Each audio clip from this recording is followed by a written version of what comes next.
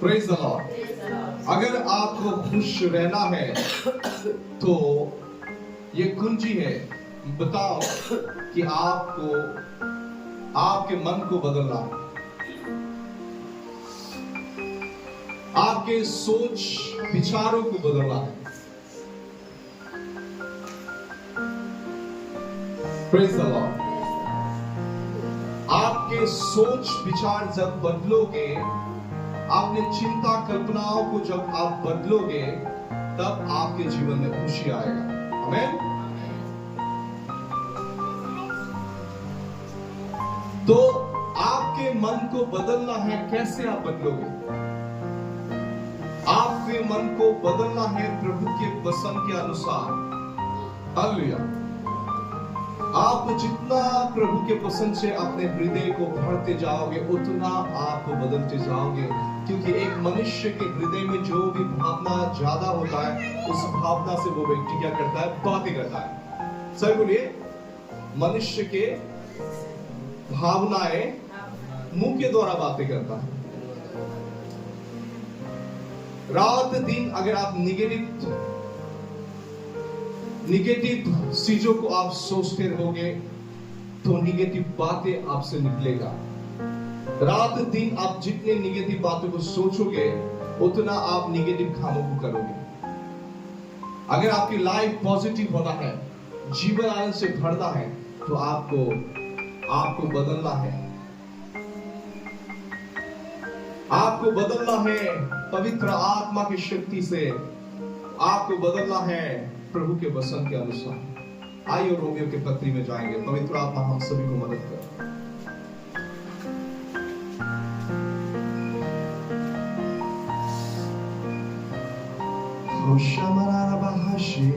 Romeo के पत्री 8 अध्याय को देखिए, 5 पद से पढ़ेंगे। सुनिए। क्योंकि शारीरिक व्यक्ति शरीर के बातों पर मन लगाता है। Praise the Lord. और यहां पे लिखा है, परंतु आध्यात्मिक आत्मा की बातों पर मन लगाता है। Praise the Lord. शारीरिक व्यक्ति शारीरिक बातों पर ध्यान लगाते हैं। क्या खाएगा, क्या पहनेगा, क्या करेगा। शरीर, केवल शरीर खुद के बारे में सोचता रहता है। खुद के मैं, मेरा क्या होगा, मेरे परिवार का क्या होगा, मैं शब्द को मारने के लिए यीशु क्रूस पे बलिदान हो गया। मैं बताऊं, जब आदम के जीवन में प्रभु का महिमा है था, ध्यान से सुनिए। जब आदम के शरीर महिमा से खबर था, आप समझ रहे हैं? ध्यान से सुनिए मेरी बात। जब आदम के शरीर महिमा से खबर था, आदम को मालूम ही नहीं था कि वो नेकेड है, नग्न है। उसको मालूम नहीं था। जब आदम ने पाप किया और परमेश्वर की महिमा चला गया, जब उसके चारों ओर से प्रभु के महिमा चला गया, तो उसने देखा एक भी कपड़ा नहीं है, मैं तो उलंग हूं। आदम की पसली से हवा को बनाया। आदम को जैसे परमेश्वर अपना महिमा से कवर किया, जैसे हवा को भी कवर करके रखा था। Praise the Lord. और जिस दिन वो लोगों ने परमेश्वर के विरुद्ध काम किया, वो महिमा जो उसको कवर करके रखा था, महिमा, आदम और ईव का कपड़ा क्या था? महिमा आदम और ईव के सिले कपड़ा सी তেওঁলোকে মহিমাৰে ধোকা কাৰণে তেওঁলোকে যে নগ্ন হয়, নাঙঠ হয়, তেওঁলোকে গমেই পোৱা নাছিলে। जब महिमा चला गया तो आदम को मालूम पड़ा, कपड़ा नहीं है। हवा ने देखा, कपड़ा नहीं। तो वो लोग क्या किया? पैर के पीछे जाके छिप गए और पैर के पत्तों से खुद की नंगाई को कवर किया। हेलो, कितने लोग समझ रहे हैं? आप समझ रहे हो? अपनी बुझी पैसे ना की वजह से। मतलब आदम को जब तक प्रभु की महिमा खबर किया था, वो खुद की और इतना ध्यान नहीं था, परमेश्वर की बातों पर ध्यान था। Praise the Lord. जब तक आदम के जीवन में प्रभु का महिमा था, आदम को खुद के प्रति ध्यान नहीं था। किसके प्रति ध्यान था? परमेश्वर के बातों के प्रति। और जिस दिन प्रभु की महिमा उससे चला गया और खुद के बातों पर मुझसे ध्यान आ गया, अपने शरीर शारीरिक बातों पर, मैं नग्न हूं, मेरे शरीर में कपड़ा नहीं है। तो जब एक मनुष्य ने पाप किया, वो पाप मनुष्य के लहू से हर एक मनुष्य में फैल गया।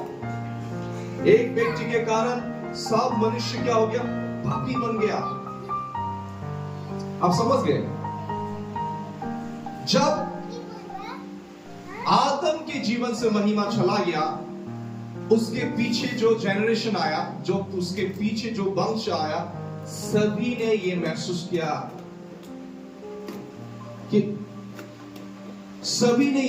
किया कि उनके जीवन में कुछ कमी है। हालेलुया।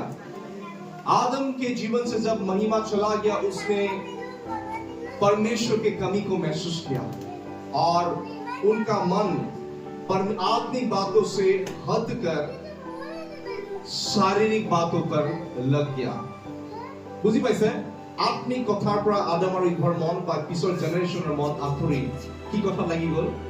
শৰীৰৰ কথা, পৃথিৱীৰ কথা। একেনে কলosiয়াৰ 3:1 কি লিখা আছে পঢ়িব। अब जब तुम मसीह के साथ जिलाए गए, प्रेज द लॉर्ड। इतना बार बड़ा बात बोला। हम पहले क्या थे? मरे हुए आदमी थे। मरे हुए आदमी मतलब परमेश्वर के साथ संगति नहीं था। बुझी पाইছে নাই? এটা কি লিখা আছে? কি তোমালোকক যিশু খ্ৰীষ্টৰ জীৱা হ'ল, মানে কি আমি মৰি আছিলো। क्यों मरी आছিলো? किस बात में हम मरे हुए आदमी थे? पाप और अपराधों में हम मरे हुए थे और परमेश्वर के साथ हमारा कनेक्शन नहीं था। हालेलुया। लेकिन परमेश्वर की दया ने हमें जिलाया और लिखा, तो स्वर्गीय वस्तु की खोज में रहो। Praise the Lord. तो मन को कैसे बदलना है? आपको खोजना है स्वर्गीय वस्तु की। फिर लिखा है, जहां मसीह विद्यमान है और परमेश्वर के दाहिने हाथ में बैठा है, पृथ्वी पर की नहीं परंतु स्वर्गीय वस्तु पर ध्यान लगाओ। My God, my God. क्या बोला यहाँ पे? पृथ्वी के बातों पर मन मत लगाओ, स्वर्गीय बातों पर मन लगाओ। তোমাকে পৃথিৱীৰ কথা নাভাবিবা। যি ঠাইত পিতৃ হোৱাতে যিশু বহি আছে, সেই ঠাইৰ কথাবিলাক ভাবা। সেই ঠাইৰ কথাবিলাক ভাবিবলৈ কোনে সহায় কৰিব? বাইবেলে। कैसे आपको मदद होगा उस स्वर्गीय बातों के बारे में सोचने के लिए? वचन आपको मदद करेगा। परमेश्वर के वचन में स्वर्गीय बातों के बारे में लिखा है। आमीन। ये खुश रहने का कुंजी है। अगर आपको खुश रहना है, आपके माइंडसेट को बदलना है। जैसे आपके माइंडसेट को आप बदलोगे, आप खुश रहोगे। आप दुखी क्यों हो? मतलब बताओगे आप क्यों दुखी हो? क्योंकि आप तक आपने मन को बदला नहीं है। 5 मिनट 10 मिनट वचन को पढ़ के ध्यान करके आप स्वर्ग की बातों को मन नहीं कर लगा सकते। कोई लोग आते हैं, प्रॉफिट लोग होते हैं, परमेश्वर के दास लोग होते हैं, वो परमेश्वर के आवाज को सुनने के लिए पर्वत में चले जाते हैं, जंगलों में चले जाते हैं और वहां पे बाइबल निकल के पढ़ते हैं, सुनसान जगह में जहां पे कोई डिस्टर्ब ना कर पाए। वचन को पढ़ते रहते, बाद में पवित्र आत्मा से आके उनसे बातें करते। परमेश्वर आपको ऑडियबली बातें करेगा जब अगर इस वचन को आप ज्यादा पढ़ोगे। जितना आप वचन को नेग्लेक्ट करोगे, उतना आपके प्रार्थना सुना नहीं जाएगा। वचन में लिखा है, जो परमेश्वर के वचन को अनसुना करते हैं, उसका प्रार्थना घिनौना है। যোনে পরমেশ্বরের বাক্য আওকান করে, তার প্রার্থনাও ঘিনলগিয়া। কোন লিখা আছে? ইউটিউবে লিখা আছে। तो आपके माइंडसेट को बदलने के लिए परमेश्वर ने वचन में क्या लिखा है? अब जब तुम मसीह के साथ जिलाए गए, प्रेज द लॉर्ड। अभी आप मरे हुए आदमी नहीं है। पहले आप पाप और अपराध में मरे हुए थे, आप जी उठे। आप जिंदा हो, आपको सच्चाई मालूम है, एक परमेश्वर है, आपको मालूम है, उसका अनुभव भी आपने पाया, एक्सपीरियंस किया। कितने लोगों ने परमेश्वर का एक्सपीरियंस किया? पे हाथ उठाइए। क्या आपने प्रभु की उपस्थिति को एक्सपीरियंस नहीं किया? बताइए। वो खुद प्रमाण किया कि मैं हूं। आपने गुजरे हुए दिनों में प्रभु की उपस्थिति को महसूस किया बहुत आय से, सीने चमत्कार आपने देखा, और जल से और पानी, तो जल से और आत्मा से जाने के बाद आपने नया जन्म पाया। आप मरे हुए दशा में थे, प्रभु ने आप पर दया किया, आपको उठा के स्वर्ग स्थान में पिता के दाहिने हाथ में बिठाया। वचन बोलता है, मैं नहीं बोलता। अगर इफिसियों के पत्री 1 अध्याय और 2 अध्याय पढ़े, आपको क्लियरली मालूम पड़ जाएगा, आप यदि भी आप पृथ्वी पे हो, आपकी आत्मा स्वर्ग में, आपके आत्मा स्वर्ग में खड़े थे और पिता के दाहिने हाथ में यीशु के साथ बैठा है।